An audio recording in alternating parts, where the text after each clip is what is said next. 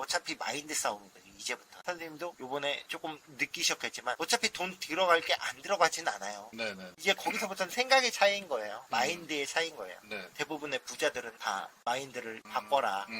두 번째 인테리어 하면서도 인테리어 금액이 지금 높아졌단 말이에요. 그러니까 내가 책정했던 금액보다 높아졌으니 이게 마인드를 바꾼 거예요. 네. 지금. 그런 식으로 이제 하나하나 조금씩 바꿔 나가다 보면 네. 이게 자연스러워지면 어느 정도의 부는 자동적으로 출돼 있을 거예요. 너무 감사하죠.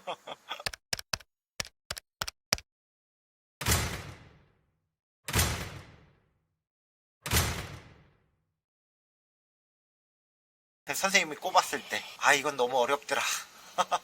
안 그럼 이건 조금 알고 도전하면 더 좋겠다. 근데 너무 솔직한 건지 모르겠는데 네. 그냥 그렇게 하는 것보다 선생님 수업 듣는 게 진짜로 진짜로요.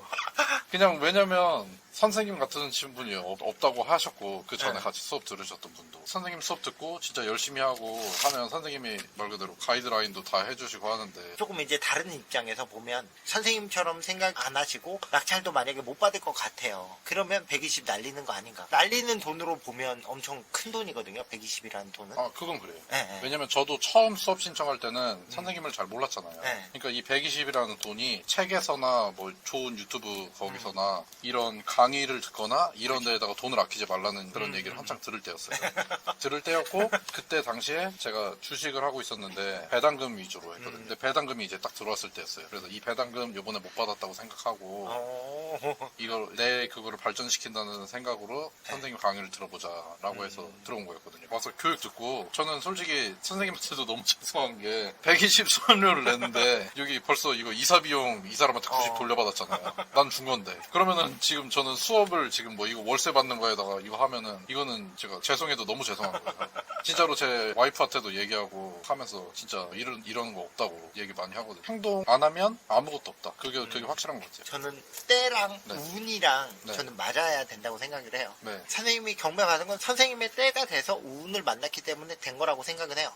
아무리 노력을 해도 때가 안 되면 운이 없어도 안 되고 네. 난 그게 두 개가 좀 맞아야 된다고 생각은 하거든요. 내가 경매를 잘한다고 해서 받을 수는 없잖아요. 네. 지금 선생님 같은 경우도 계속 받고는 싶지만 네. 제가 일단 멈추라고 한 네. 이유는 네. 선생님이 그렇게 또 거기에 입찰에 노력한다고 지금 받을 것 같지는 않거든요. 네. 그리고 받아봤자 무리예요. 네. 제가 봤을 때 차라리 여기서 안정화를 딱 시키고 네. 요때 경험했던 거 다 내가 이렇게 해보니 그러면은 나중에 입찰가 산정할 때도 조금 달라질 거예요. 그러니까 그걸 다 경험해보고 하는 게 난 더 낫지 않을까 네. 해서 선생님한테 계속 잠깐 조금 있다가 해보시라고. 근데 지금 잘 한번 생각해 보시면 첫 번째 물건 받은 다음에 두 번째 물건 바로 받았잖아요. 네. 맞아요. 네, 경험을 해보고 나는 받았으면 했거든요. 네.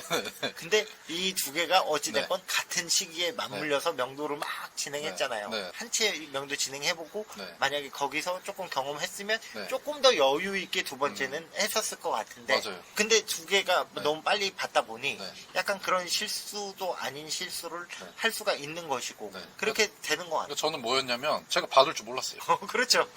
진짜로.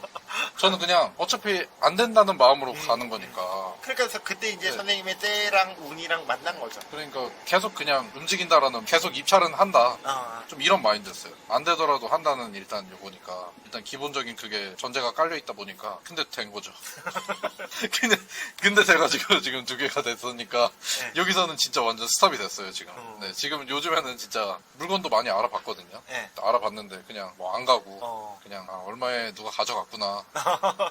부럽다. 뭐 네, 이런 그런 것만 체크하셔도 네. 공부가 돼요. 그리고 지금 물건 없다고 하시는 분들도 있는데 네. 선생님 같은 경우도 지금 선생님이 입찰 갈 물건들은 꽤 있을 거라고 생각은 해요. 네. 네. 지금 제 메모장에 컴퓨터 메모장에 이렇게 해가지고 이제 뭐 수익률 계산하고 네. 막 해가지고 근데 높게 받아갈 수도 있고 네. 또 내가 생각했던 것보다 낮게 네. 받아갈 수도 있는데 네. 지금 또 돈이 없어서 못하는 건 아니잖아요. 선생님 같은 경우는. 그쵸. 네, 자금은 있지만 네. 일단 이걸 다 경험해보고 네. 나는 가는 게 맞지 않나 싶어요. 맞아요. 여기서는 저도 좀 안정화시키고 그런 다음에 이제 다시 또 그리고 성과가 저는 없다고 생각하진 않거든요. 그리고 두 채 중에 한 채가 일단 됐으면 좀 누구보다 뛰어나다고 생각은 하거든요. 그리고 그거 월세로만 받아도 화곡동 시세 알아보셨죠? 네. 근데 그거보다 더 받을 수도 있어요. 그럴까요? 근데 수리를 어떻게 해놓느냐, 아. 어떤 포인트를 주느냐에 따라서 세입자를 내 입맛대로 그 빌라는 맞출 수가 있어요.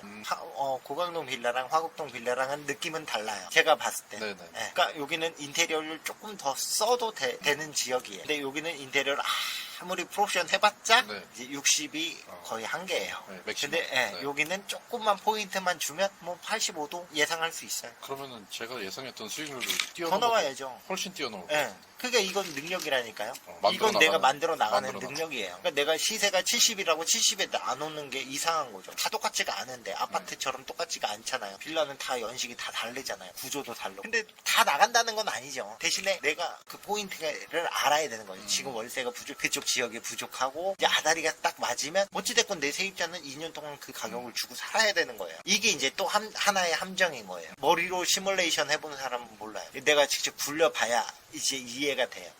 근데 지금 아파트 값도 선생님 알다시피 네. 어찌됐건 전세 뚝뚝 네. 떨어지잖아요. 네, 네. 근데 저는 빌라를 하는데 네. 플러스 지금 보증금이 또 1,000만 원이 생겼고 네. 월세 지금 15만 원 올랐고 네. 그럼 8천에 이자 아무리 뭐 제가 2%대 받았다고 하지만 처음에 네. 그다음에 점차 올라갔잖아요. 네. 그럼 지금 8%로 계산해도 훨씬 남아요. 네. 그럼 이제 선생님 같은 경우는 이제 경험했던 거를 네. 갖고 이제 세 번째 이제 입찰 준비 또 하시겠네요. 마무리 되자마자 입찰하고 싶은 게 너무 많아요. 언능 또 받고 준비하고 해야지. 선생님의 마인드가 저는 조금씩 변해간다고 생각은 하거든요. 노동이 아니라 이제 어느 정도의 자산으로 네. 이제 조금씩 옮겨가는 도중인 것 같아요. 아, 네. 네, 맞아요. 네. 제가 느꼈을 때는 점점 그 생각들을 많이 해야 돼요.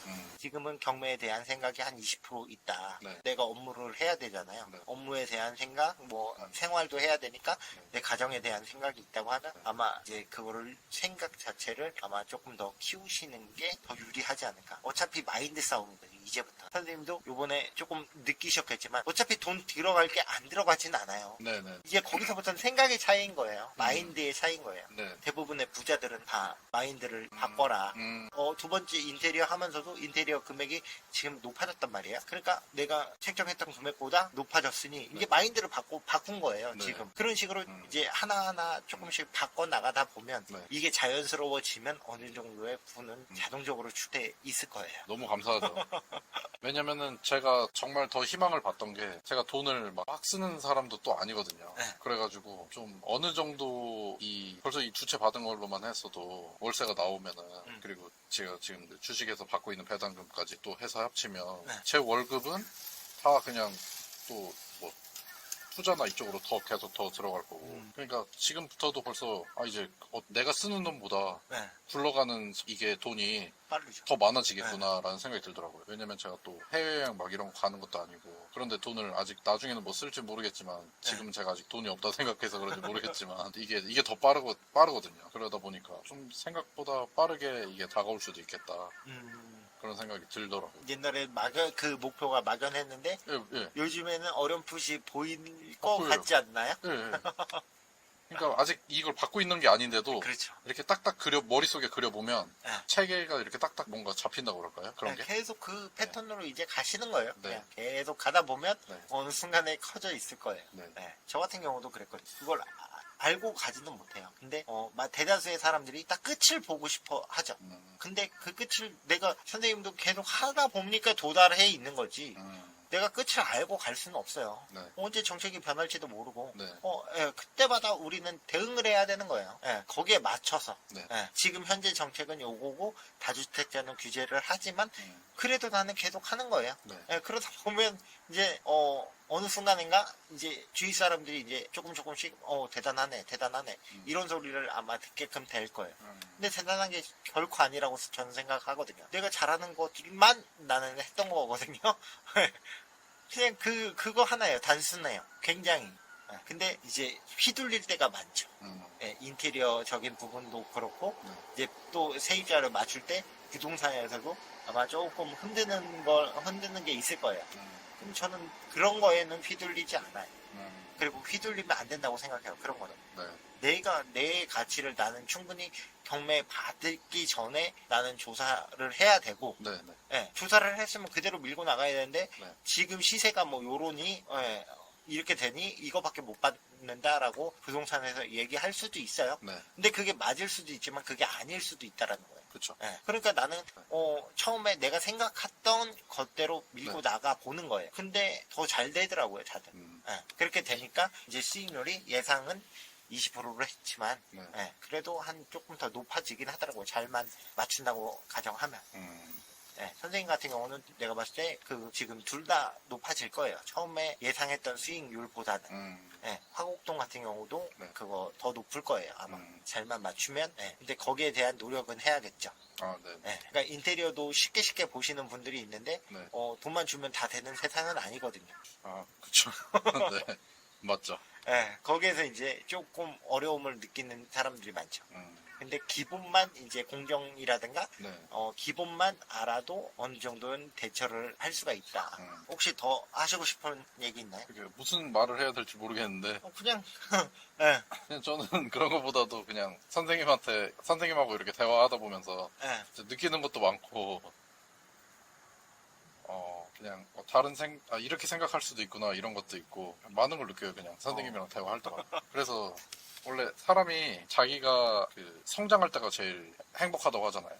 그렇죠. 네, 내가 성장하고 있는 모습을 느끼고 내가 성장해가고 있구나 이런 걸 느낄 때. 근데 선생님이 이렇게 만나뵐 때마다 이런 선생님의 생각들이나 뭐 이런 거 다 들을 때마다 제가 그날 성장한 것 같아서 너무 좋아요. 제가 감사합니다.